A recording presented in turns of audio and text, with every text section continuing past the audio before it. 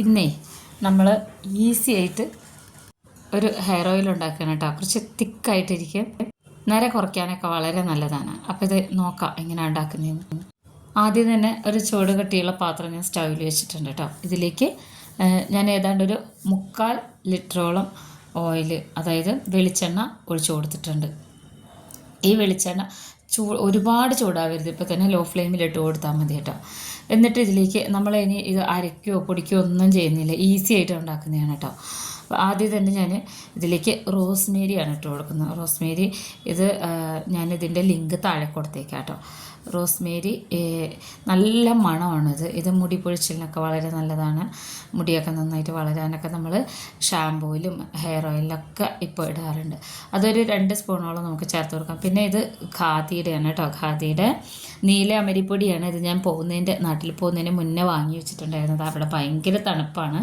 അപ്പോൾ ഇതിൻ്റെ കളറ് ചെറുതായിട്ടൊന്നിങ്ങനെ മാറി വന്നിട്ടുണ്ട്, പക്ഷേ ചീത്തയായിട്ടൊന്നുമില്ല കേട്ടോ. അപ്പോൾ കുറച്ചധികം സമയം ഇരുന്നിട്ടുണ്ടായിരുന്നത് അതുകൊണ്ടാണ്. അപ്പോൾ ഇത് നമുക്ക് ഇഷ്ടമുള്ള അത്ര എടുത്തിടാം കേട്ടോ. ഞാൻ ഏതാണ്ട് ഒരു 3 സ്പൂൺ നിറയെ ഇട്ട് കൊടുത്തിട്ടുണ്ട്. അപ്പോൾ അതും കൂടെ ഇതിൽ ചേർത്ത് കൊടുത്തു. എന്നിട്ട് ഇതിലേക്ക് മൈലാഞ്ചിപ്പൊടി ഒരു 3 സ്പൂൺ ചേർത്ത് കൊടുത്തിട്ടുണ്ട്. അതിൻ്റെ വീഡിയോ കട്ടായിപ്പോയി കേട്ടോ. അപ്പോൾ ഇതാണ് മൈലാഞ്ചിപ്പൊടി ഞാൻ എടുത്തിരുന്നത്. നമ്മൾ മാർക്കറ്റിൽ കിട്ടുന്ന ഏത് മൈലാഞ്ചിപ്പൊടി ആണെങ്കിലും കുഴപ്പമില്ല.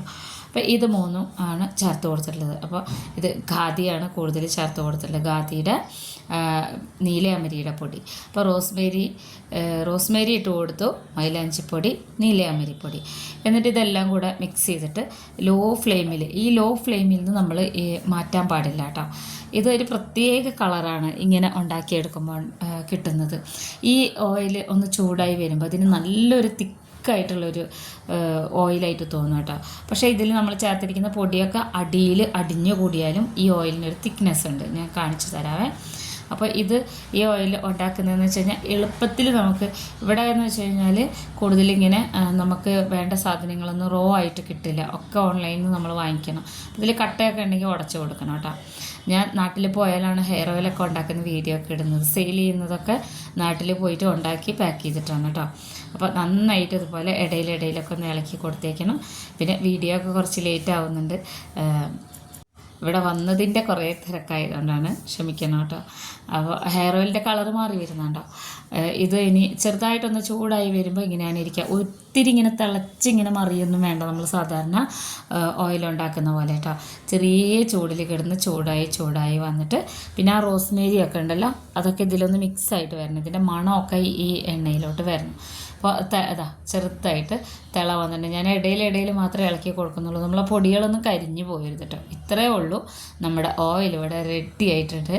ഈ നീലാമരിയുടെ ഒക്കെ ആ കളറൊക്കെ ഈ എണ്ണയിൽ പിടിച്ചിട്ടുണ്ട് കേട്ടോ. ഇത്രയേ ഉള്ളൂ പണി. വളരെ എഫക്റ്റീവാണ്.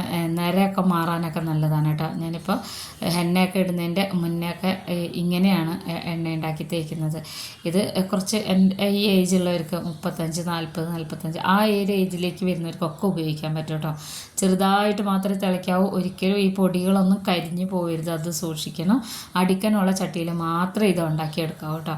അടിക്ക് കനമില്ല എന്നുണ്ടെങ്കിൽ നമുക്ക് പൊടികൾ വേഗം കരിഞ്ഞു പോകും. അപ്പോൾ ഇനി സ്റ്റൗ ഓഫ് ചെയ്ത് വെച്ചിട്ട് ഏതാണ്ട് ഒരു 2 മണിക്കൂറിന് ശേഷമാണ് കേട്ടോ ഞാൻ ഈ കാണിക്കുന്നത്. നമ്മുടെ പൊടികളൊന്നും കരിഞ്ഞിട്ടില്ല. ഈ എണ്ണയുടെ ഒരു കനം കണ്ടില്ലേ, നല്ല ഇങ്ങനെ കട്ടിയായിട്ടിരിക്കും. ഇത് അടിയിൽ ഊറിയിരിക്കുന്ന ആ ഒരു കൽക്കമല്ല കേട്ടോ, അത് അടിയിൽ വേറെ ഉണ്ട്. ഇനി ഇതിനെ നമുക്ക് അരിച്ചൊഴിക്കാം. ഒരു കുപ്പിയിലേക്ക് ഒഴിക്കുമ്പോൾ മനസ്സിലാവും ഇതിൻ്റെ കളറും ആ ഒരു തിക്നെസ്സൊക്കെ എത്രയാണ് കണ്ടോ.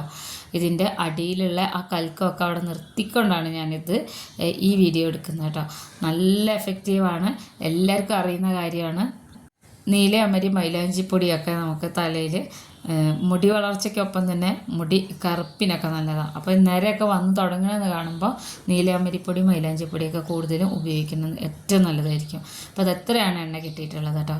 ഇത് നമ്മൾ ഷാമ്പു ഒക്കെ ഇടുന്നതിൻ്റെ മുന്നേ നന്നായിട്ട് മസാജ് ചെയ്യാനൊക്കെ നല്ലതാണ് കേട്ടോ. ഡെയിലി നമുക്ക് തലയിൽ ഡ്രൈനെസ് ഒക്കെ ഉണ്ടെങ്കിൽ ഇത് ചെറുതായിട്ടൊന്ന് അപ്ലൈ ചെയ്യുന്നത് നല്ലതാണ്. 2-3 ഡ്രോപ്പ് എടുത്തിട്ട് മുടിയുടെ തുമ്പിലൊക്കെ. അപ്പോൾ അത് നല്ല കട്ടിക്കാണ് ഇരിക്കുന്നത്, ഒട്ടും ഇങ്ങനെ ഇതിൻ്റെ തരിയൊന്നും പറ്റിയിട്ടില്ല. ഇതുപോലെ എല്ലാവരും ഉണ്ടാക്കി നോക്കണം കേട്ടോ. എല്ലാവരും ഉണ്ടാക്കി നോക്കി ഉപയോഗിച്ച് നോക്കി അഭിപ്രായങ്ങൾ അറിയിക്കണം. അപ്പോൾ ഇതുപോലെയുള്ള വീഡിയോസുമായിട്ട് ഇനി അടുത്ത വീഡിയോ കാണാം കേട്ടോ. വളരെ ഈസിയാണ്.